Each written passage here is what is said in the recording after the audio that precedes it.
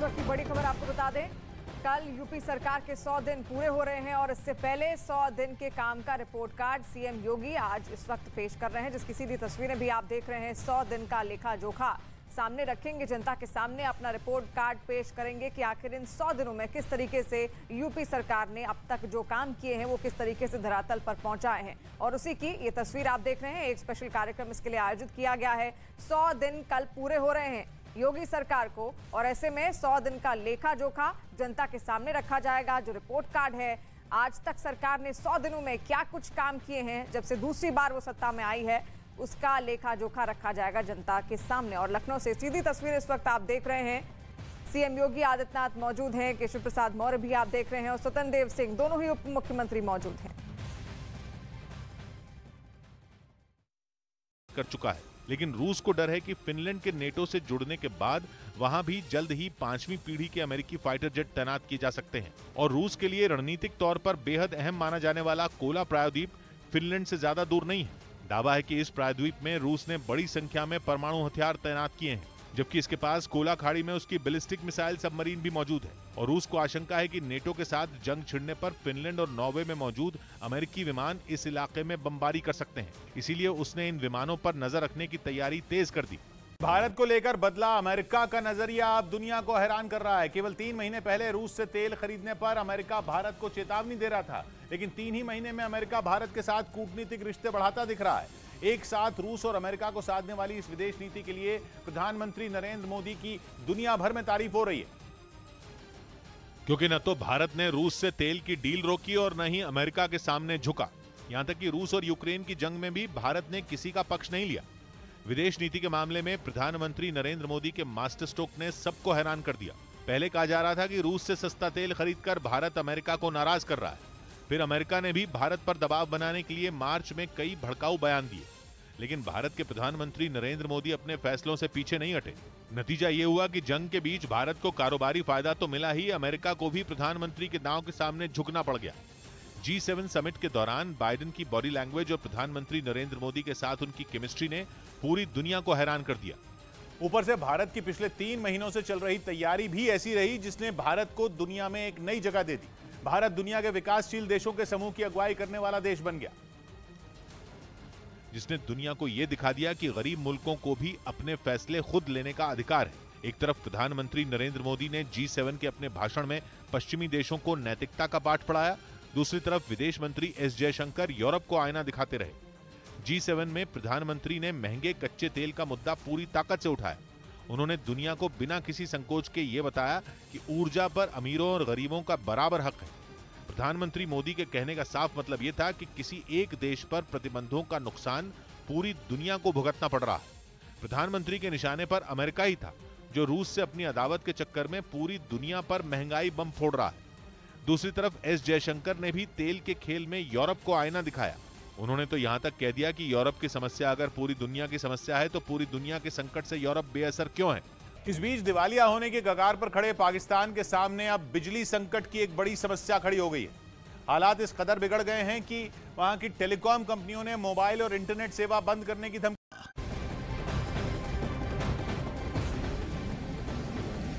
सेवा, सुरक्षा और सुशासन के प्रति समर्पित कार्यकाल की इस पहली प्रेस वार्ता में अपने वरिष्ठ सहयोगियों की ओर से आप सबका मैं हृदय से स्वागत करता हूं।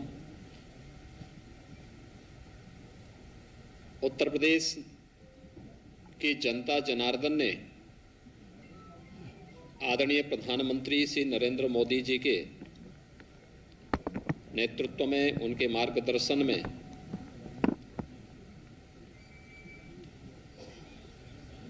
अभी हाल ही में प्रदेश में संपन्न हुए विधानसभा चुनाव में भारतीय जनता पार्टी गठबंधन को प्रचंड बहुमत देकर के जिस उद्देश्य से अपना आशीर्वाद दिया था, जीत का वह सिलसिला जन विश्वास का प्रतीक तो था ही, वह निरंतर नित नए प्रतिमान स्थापित कर रहा है। विधानसभा चुनाव के बाद उत्तर प्रदेश विधान परिषद के स्थानीय प्राधिकारी के 36 सीटों पर चुनाव संपन्न हुए। इन 36 में से 33 सीट भारतीय जनता पार्टी ने और 3 सीटें निर्दलीयों ने जीते। समाजवादी पार्टी, बहुजन समाजवादी पार्टी और कांग्रेस 0 पर रही। यही नहीं, विधान परिषद गठन के पश्चात 87 वर्ष के बाद पहली बार उत्तर प्रदेश विधानमंडल का उच्च सदन कांग्रेस विहीन भी हो गया है। कांग्रेस मुक्त उच्च सदन उत्तर प्रदेश के अंदर हुआ है। विधान परिषद के स्थानीय प्राधिकारी चुनाव के साथ प्रदेश के अंदर 2 महत्वपूर्ण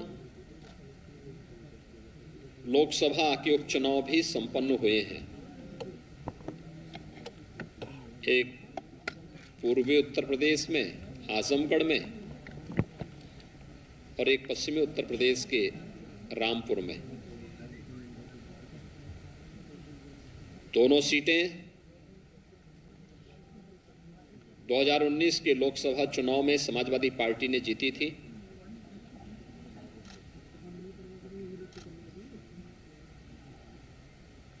इस उपचुनाव में जनता जनार्दन का आशीर्वाद भारतीय जनता पार्टी को प्राप्त हुआ। यह भी प्रधानमंत्री मोदी जी की नीतियों के प्रति और सरकार की सक्रियता और बेहतर समन्वय का एक परिणाम है कि जनता जनार्दन का आशीर्वाद फिर से भारतीय जनता पार्टी गठबंधन के प्रत्याशियों को प्राप्त हुआ और दोनों सीटों पर भी भारतीय जनता पार्टी के प्रत्याशी विजयी हुए।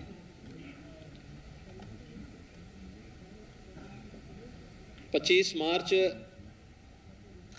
2022 को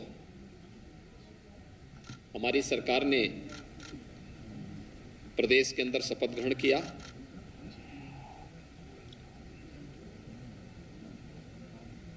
तो उत्तर प्रदेश के इतिहास में 37 वर्षों के बाद यह अवसर आया था जब कोई सरकार अपना 5 वर्ष का कार्यकाल पूरा करे और 5 वर्ष के अपने कार्यकाल के उपरांत फिर से प्रचंड बहुमत के साथ सरकार बनाए। पहली बार उत्तर प्रदेश के इतिहास में किसी मुख्यमंत्री ने अपना कार्यकाल पूरा किया और प्रचंड बहुमत के साथ फिर से सरकार बनाने के साथ ही सरकार को सफलतापूर्वक संचालन करने के अपने 100 दिन के अपने इस कार्यकाल की उपलब्धियों के साथ जो कहा सो किया कि इस अपने परंपरागत अभियान को लेकर के फिर से मैं आपके बीच में यहाँ पर उपस्थित हुआ हूँ। हम सब जानते हैं कि उत्तर प्रदेश देश की सब आबादी के दृष्टि से सबसे बड़ा राज्य है और प्रधानमंत्री जी बार बार इस बात को कहते हैं कि उत्तर प्रदेश में संभावना है, एक पोटेंशियल है कि उत्तर प्रदेश भारत की अर्थव्यवस्था का ग्रोथ इंजन बनने की सामर्थ्य रखता है। उस सामर्थ्य को सजोने का कार्य और उसको देश और दुनिया के सामने प्रस्तुत करने का कार्य, उसकी आधारशिला 2017 से मार्च 2022 के बीच में हमारी सरकार ने किया। अब दूसरा कार्यकाल जो हमें उत्तर प्रदेश की जनता जनार्दन ने दिया है, इस दूसरे कार्यकाल में एक नई उड़ान के साथ हम सब अपनी यात्रा को आगे बढ़ा रहे हैं। आदरणीय प्रधानमंत्री जी ने देश के लिए जो लक्ष्य निर्धारित किया है कि भारत की अर्थव्यवस्था $5 ट्रिलियन की होगी, तो स्वाभाविक रूप से उत्तर प्रदेश की भूमिका इसमें महत्वपूर्ण हो जाती है। और उत्तर प्रदेश ने आते ही हमारे मंत्रिमंडल ने सबसे पहला कार्य वे 10 सेक्टर चुने जिन पर हम व्यवस्थित कार्य योजना बना करके उत्तर प्रदेश की अर्थव्यवस्था के उस प्रेजेंटेशन को $1 ट्रिलियन तक पहुंचाने की इस कार्य योजना को हम आगे बढ़ा सके। ये पहली बार हुआ है कि 10 सेक्टर के प्रेजेंटेशन में सभी हमारे सहयोगी मंत्रीगण मौजूद थे।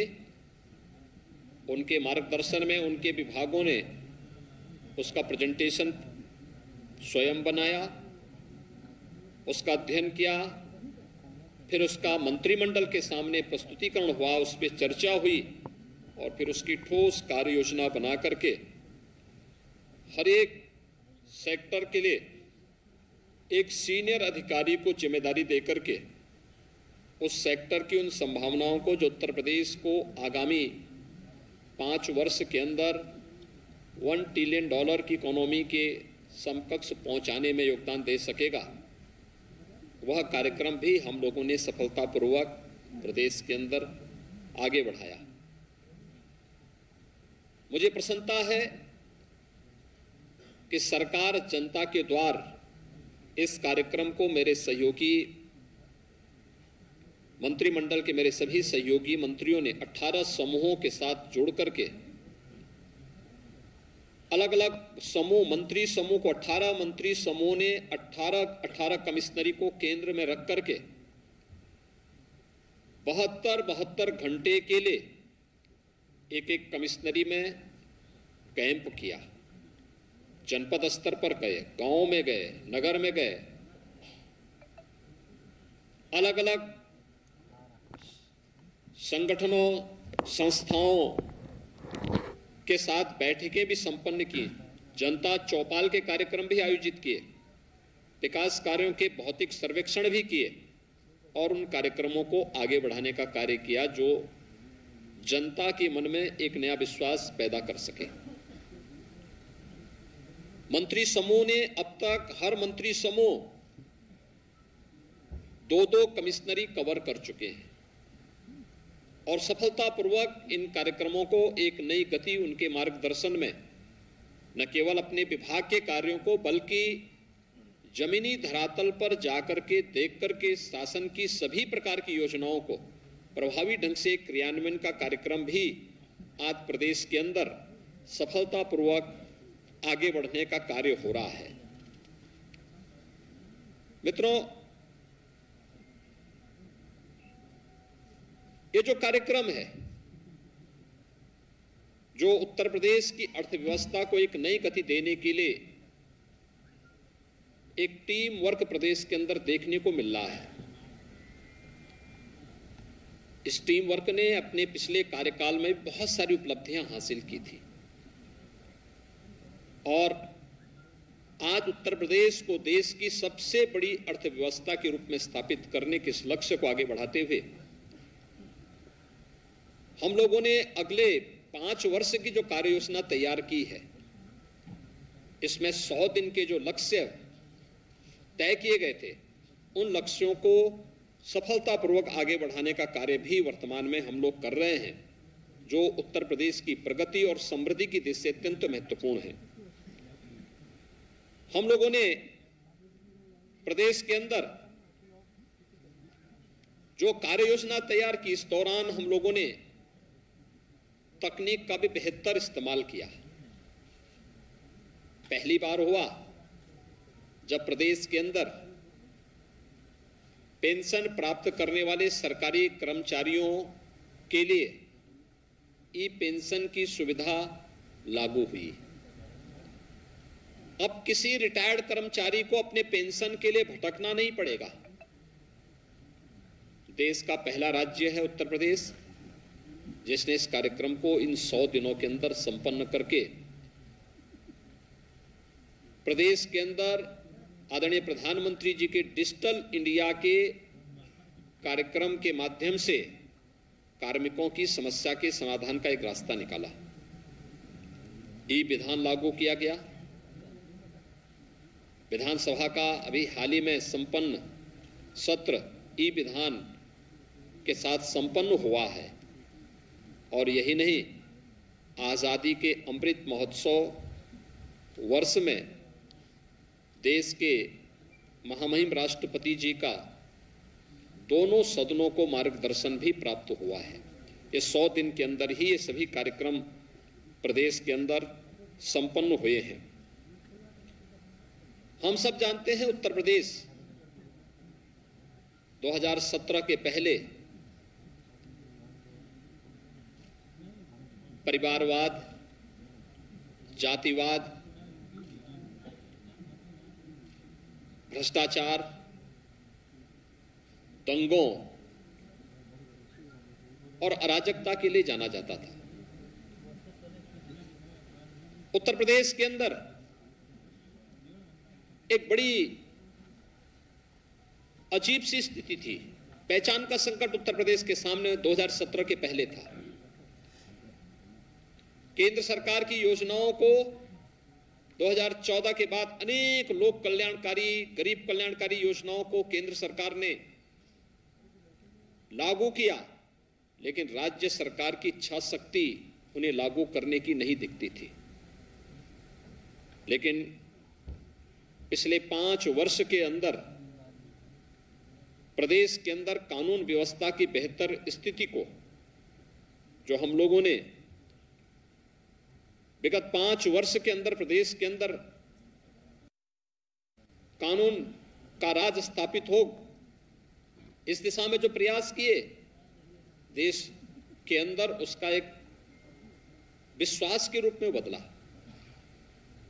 उत्तर प्रदेश के परसेप्शन के बारे में आम जनमानस के मन में एक विश्वास पैदा हुआ।